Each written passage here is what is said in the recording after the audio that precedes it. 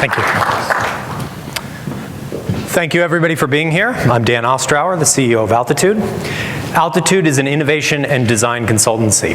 We help companies see new opportunities and create new products and services to move their businesses in exciting new directions. If you heard Victoria from Mars, if you heard her remarks this morning, she talked about a 5-step design thinking innovation process. That's what we do, most simply put. We've been working in the food and beverage space for a number of years, but we bring a slightly different perspective to the space because most of our work has been from the durables side of the business, the appliance and tools side of the business. And that has led us to observe some trends and opportunities for innovation that we want to share with you today. We're going to be talking about innovating beyond the package. At this conference, you'll hear lots of great talks about innovation in ingredients and flavor, the food itself, and in the package and the convenience that delivers it. We're going to be talking about starting to think about opportunities beyond that because we think it's a trend that's taking place. As I tell you about this, I'm going to share a number of different examples that I think are relevant, and I want there to be no misunderstanding. Some of the examples are work that Altitude has done, and so I'll mark those with our logo just so there's no misunderstanding about what we have done and what we haven't done.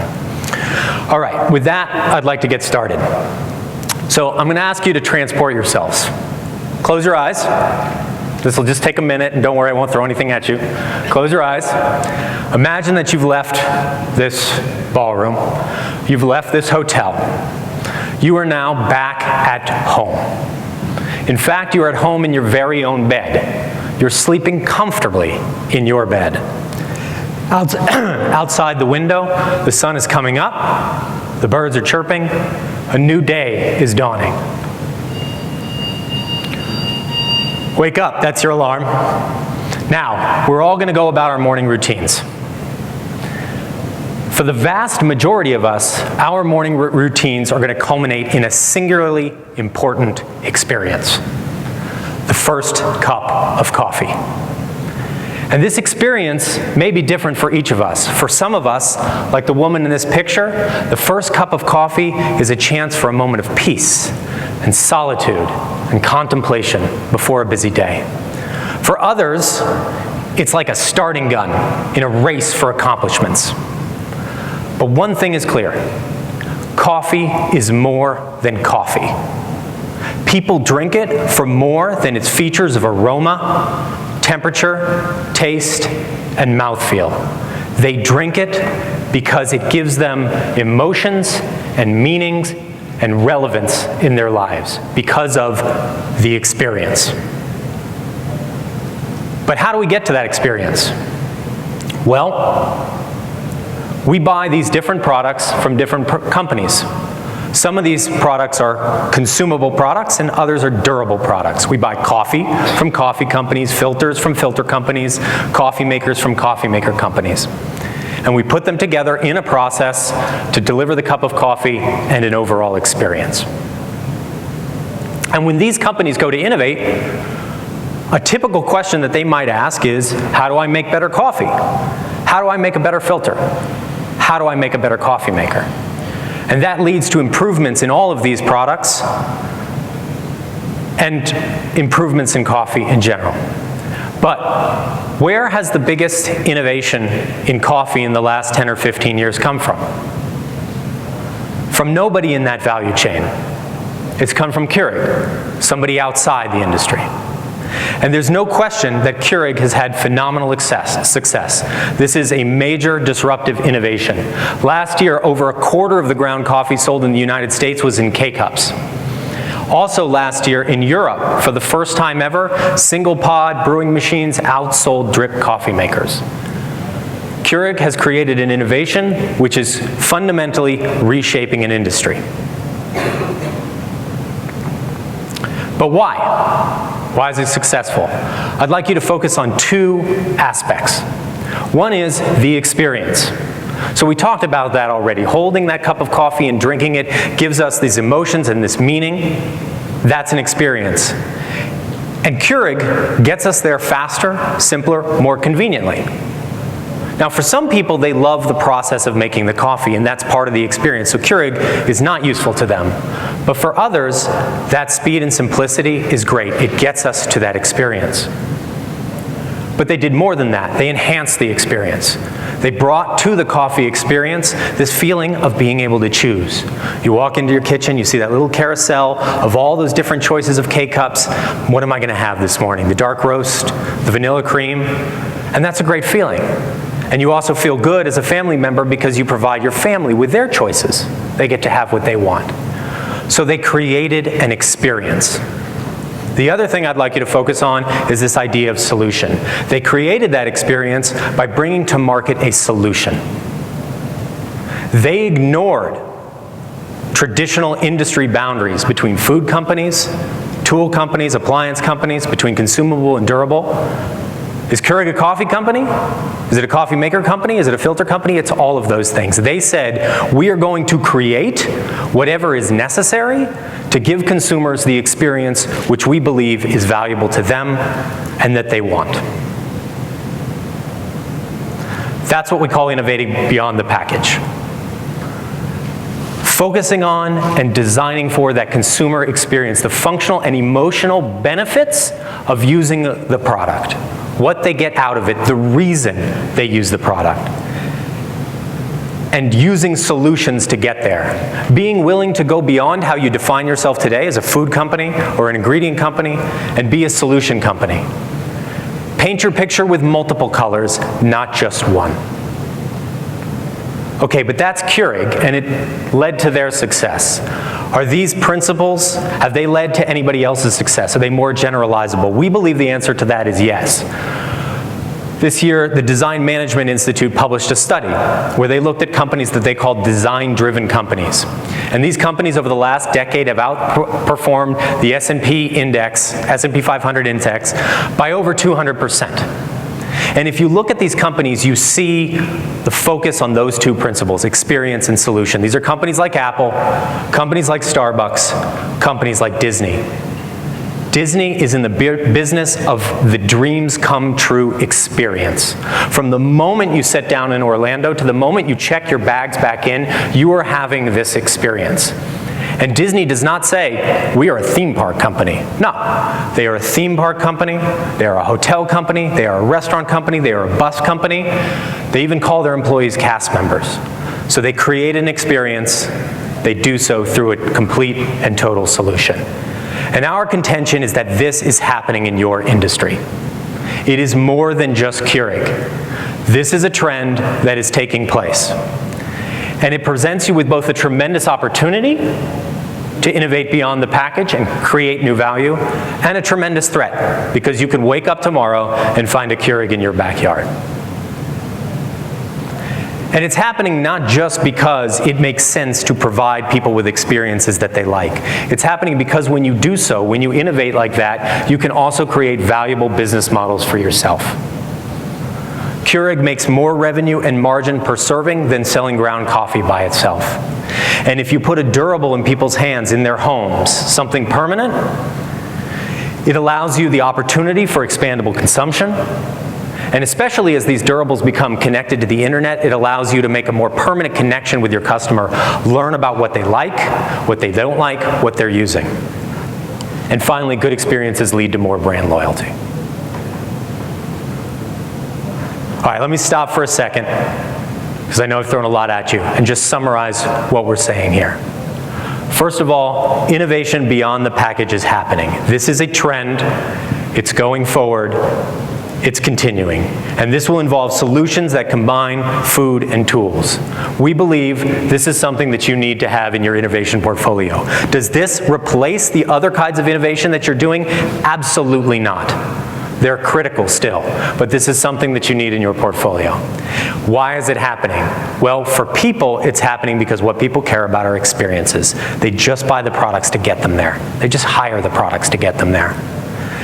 And it's happening for companies because they understand that when they create great experiences, they do better. So I hope this leads you to ask the question, how? All right? I believe you. I should have this in my innovation portfolio. How? And that's what I'd like to spend the rest of the talk talking about. 4 essentials to doing this.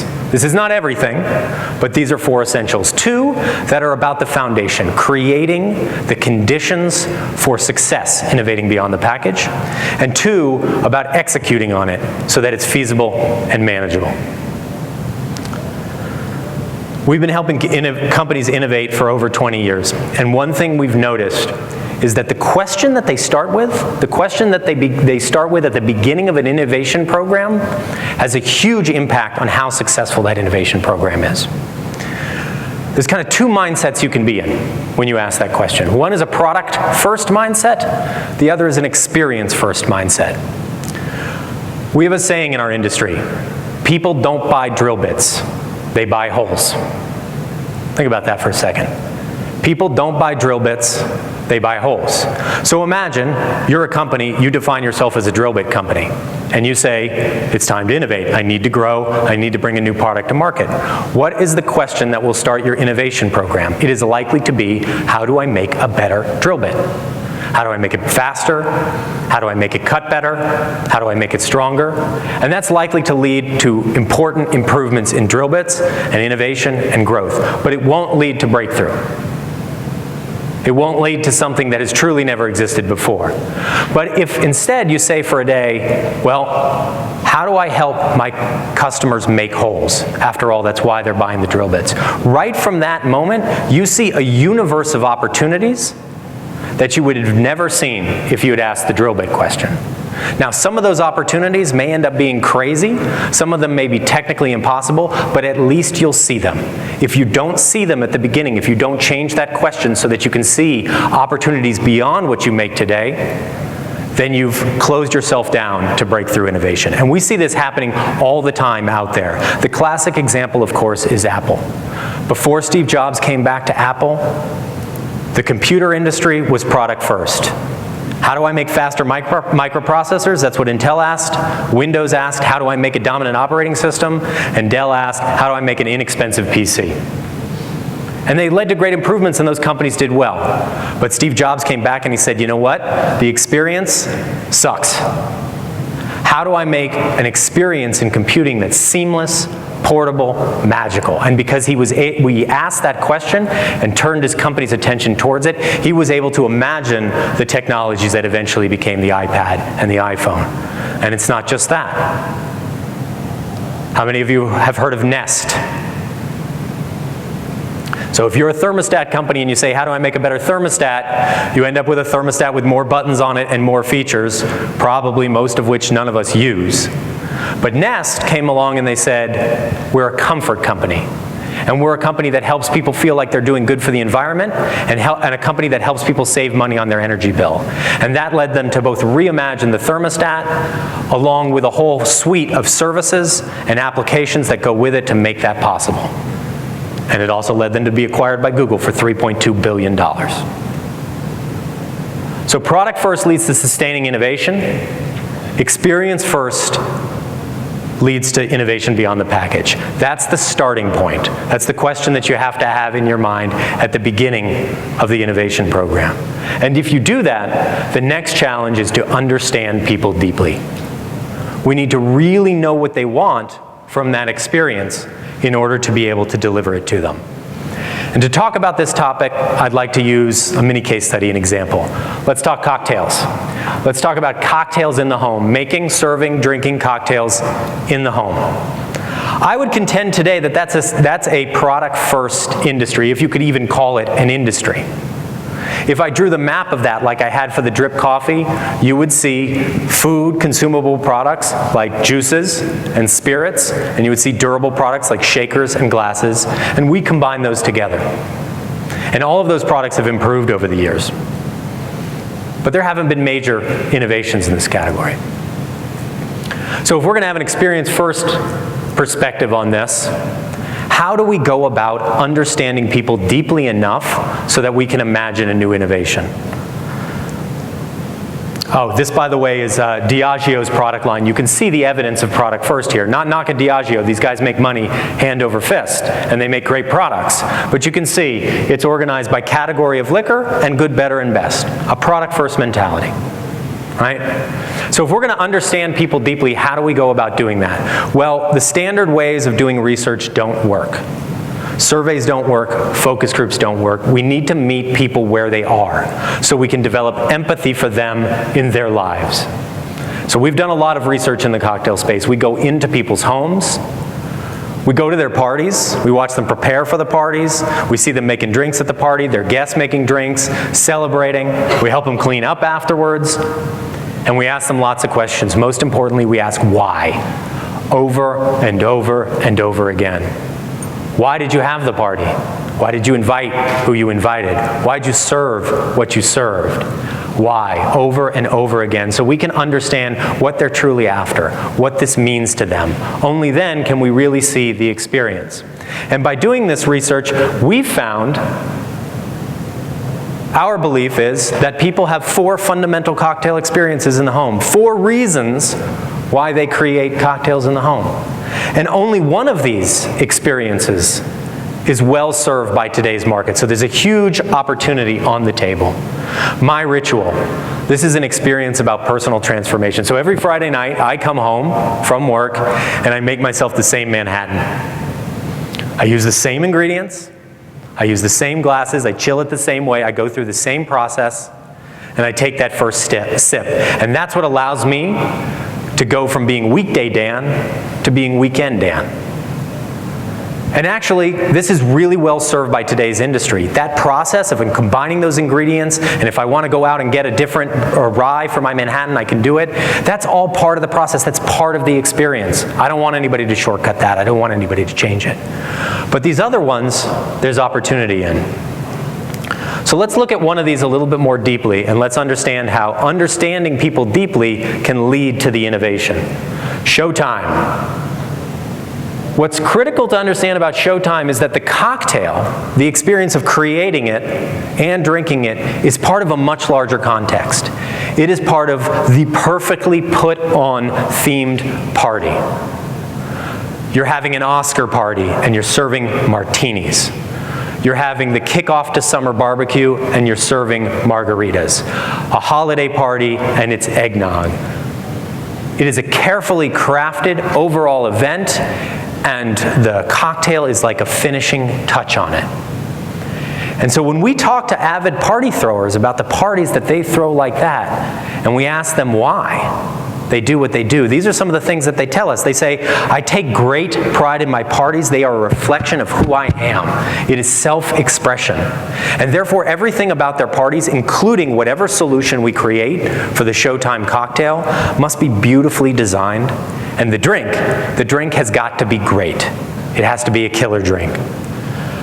But their parties, they are also seen as a special gift that they give to their guests. It's not just a self-reflection, it's a special gift. And this explains the theming of the parties and all those little details that matter so much. Because this isn't just a great party, it's not just any party, it's my special party that I made for you. So whatever cocktail solution you create here has to fit into that theme of the party. That's a challenge. But they also want to have fun at their parties. They don't want to be stuck behind the bar. They don't want to be stuck in the kitchen. They want to be out in the party having fun. So a cocktail solution has to be easy to use for both them and their guests. So this is how we see that on the left-hand side, starting to understand the people and what they're after leads us to attributes of a solution. And in fact, what you're looking at is a design brief. A design brief for a project to take the Margaritaville brand on mixers and tequila and extend it into a solution for backyard entertainment. And so what this is the Margaritaville frozen concoction maker. It's got high-end design. You find it in stores like Williams-Sonoma, so people are proud to put it in their parties. Yet it speaks to casual escapism through its brand and other design cues, so it fits into that backyard summer barbecue. And it makes a fantastic margarita. This is not just a blender. It's got technology specially developed in it to make a great margarita, and it does. And it's very easy to use. It's even fun. It puts on a show. So you can put it out of the center of the party, and everybody can come and enjoy it. Because it's successful in delivering all those elements of the experience, people run out and spend $300, $400, $500 on these at a drop of a hat. I was having a party, my wife found out this existed, she said, go get one. And they've sold over 1 million units. At that price point for a small appliance, that's a very, very successful product. And because of that, more tequila and more mixer is being sold for margaritas in people's home. So that's how understanding people deeply leads to the attributes of a solution that can lead to innovation. So that's understand people deeply. Don't go it alone. Let's get to execution. How do we make this feasible? Because I understand that if you're in a food business today, I might be asking you to consider doing things that you don't do today. The first lesson is you don't have to do it by yourself. There are a couple different perspectives around having these solutions. One perspective is to own the whole solution. It's all under your brand name. It's all your business. Even if you're doing that, partnerships can be incredibly important to you to extend your capabilities. Here's an example. Ball canning. They make those ball jars, everybody's seen those, and they make ingredients for doing canning and preserving at home. They understood that they had an opportunity. Millennials saw a lot of attraction to the canning experience. Feelings of nostalgia. They remember their grandma doing it. The feeling that you're doing something good, making something at home for yourself out of fresh ingredients. There was an opportunity, but they were daunted by canning. They were afraid of it. They thought it was unsafe. So Ball realized it had to create a solution that combined its ingredients, its jars, and appliance, which helped automate the process and make it simpler. But Ball did not do this all by themselves. They hired somebody to help design it. They hired somebody to help engineer it. They partnered with a company to manufacture it. And they partnered with new channels to get it to market. They didn't make the leap from jar to solution all by themselves. But you don't have to own the whole system. You can partner into the system. I mentioned that we've done work on the tool side of the business, the appliance side of the business. I can tell you those companies are dying for solutions too. They look at the food business model where you actually get to sell things to people repeatedly instead of one waffle iron every 10 years, and they think that that's great. And so they want solutions too. They are willing partners. The most obvious example, Coca-Cola just bought 10% of Green Mountain Coffee Keurig. Coca-Cola realized they want to be part of the Keurig Cold solution, and they bought into it. This is another example, Draftmark from Anheuser-Busch, a solution to bring the draft experience home. Anheuser-Busch created a new package, a new bottle, a new vehicle for the beer, and they partnered with an appliance company to help create the appliance and market the appliance. So don't go it alone. The last point, you don't have to be Keurig. So I use Keurig as an example to start off because we can all get our heads around it. We all know what it is. But it's a double-edged sword because it sticks in your head this vision of an incredibly complicated, automated processing appliance with a consumable that's got tons of patents and IP, and they're tied together in a proprietary lock and key system, and you say, oh my God, how am I ever going to do that? You don't have to. Understand Keurig to show you the value of this, and then watch them from your head as an example. The durable can be complicated, or it can be simple. There's a whole spectrum. It can be a closed proprietary system. It can be open. It doesn't have to be something that sits on your countertop. A couple of examples. Crock-Pot company, they make slow cookers. They realized that the appliance by itself wasn't getting people to the experience that they wanted. They wanted to have a solution, so they are now delivering under their brand name frozen dinners right to people's doorsteps that are made specifically for Crock-Pots. Simple appliance, completely open business model. There's nothing that ties you into using their food. But now Crock-Pot has gone from being a tool to a solution. This is new. We'll see how it does, but they've made the step. SodaStream, very, very successful. This is not a complicated appliance. It's fairly simple. And it's also an open system. With the exception of the CO2 cartridge, you can use anybody's flavor in this. But now you have the experience of making soda at home on your own. So that's innovating beyond the package. 4 essentials to doing it, and 2 fundamental principles. Focus on that experience, what it means to people, and be willing to create solutions that cross over between food and tool, consumable and durable, to bring it to market. I'd like to give you one last story, one last example that I hope ties this all together. And let's return to cocktails to do that. One of the things we heard from people when we talked to them about cocktails is that they're dissatisfied with the mixers that go into cocktails. They see that they have choices, rightly or wrongly, they see that they have choices between what they call sugar water or their kid's breakfast drink. And they're dissatisfied with those choices. They don't feel right for the bar. So if we were product first, we would say, how do we make a better mixer? And there's lots of ways to make a better mixer. And there's probably good opportunities out there to launch a mixer. I don't know. But it won't be a breakthrough. Let's imagine we were experience first. Let's imagine that we asked, as a mixer company, how do we help people discover and connect around cocktails? Discovery. You go into a bar, you see those crazy cocktail menus these days. People love cocktails, as we talked about it just last presentation. Escapism, discovery, try something new. Cocktails do that for people, give them a sense of adventure. And connect. You have people over for a book club, a girls' night in, a dinner party. There's nothing like starting a gathering with the clink of a stem drink. It brings people together. So people want to discover and connect around cocktails, but they say, I don't know what recipes to make, I don't know what drinks to make, I don't know what goes in them, I don't know where to get the ingredients, it's too hard to make, I'm afraid to do it in front of my friends. So there's lots standing in their way. So there's opportunity here. So this is a project that actually Altitude just took on.